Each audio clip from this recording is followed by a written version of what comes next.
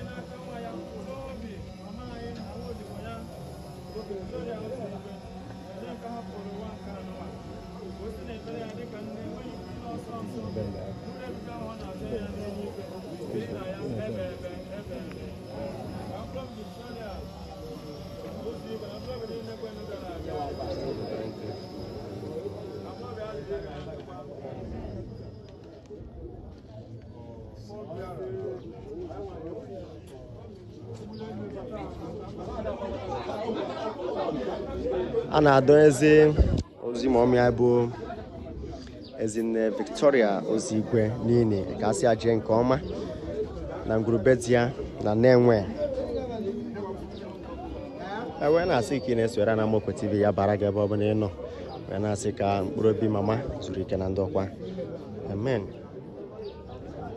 ị na-esoro na Moko TV na-agwa anyị bishi esoro na-agwa ya ebe ị nọ n'ụwa niile na-eshare video, share the video, tell us where you're joining us from, tell us where you are.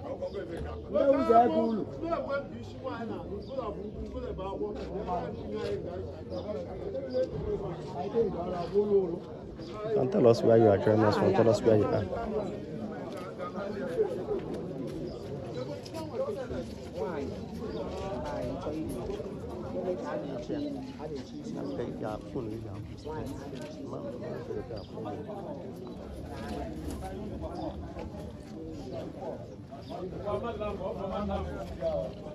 Let's go now.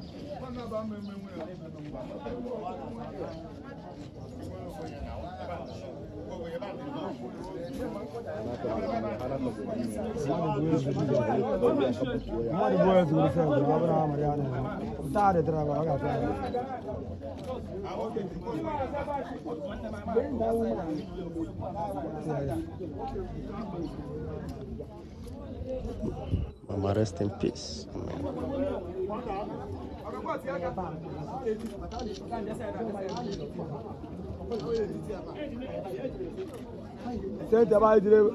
Okay, why on now? What done?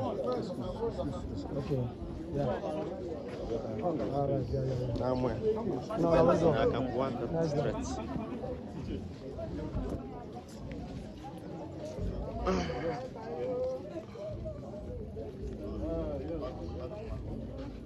This is the last journey of every human being in life. Ma, may her soul continue to rest in perfect peace. Amen.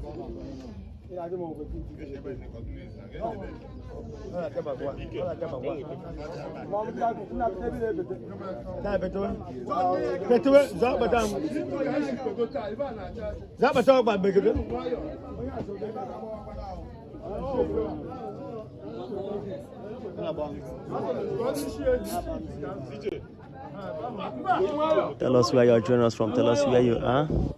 Share this video. Let it go viral.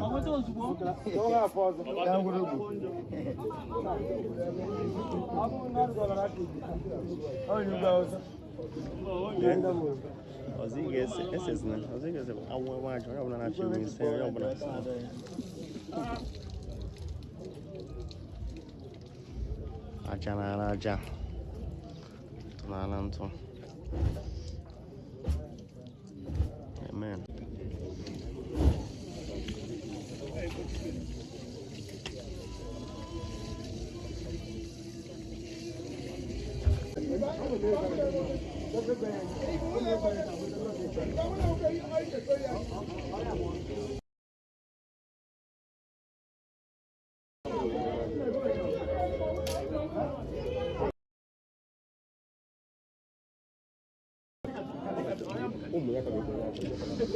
No, before in the church also, in the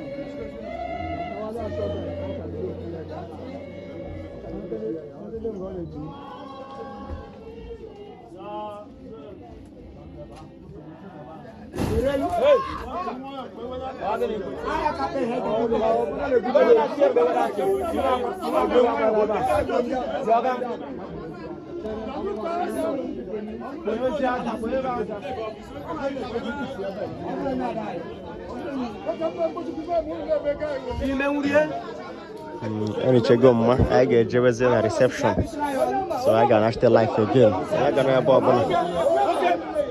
I got a bob.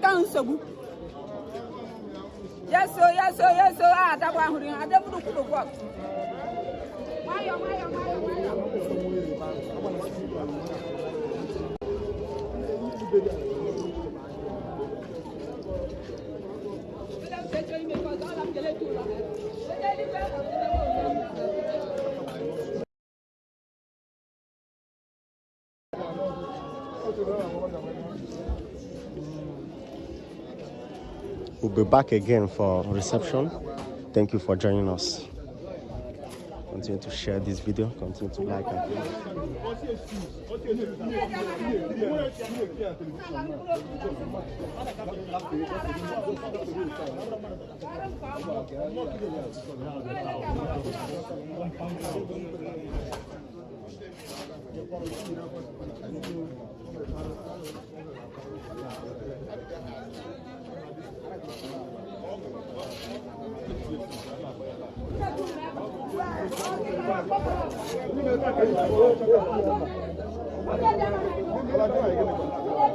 and those who don't know about how much they go to that.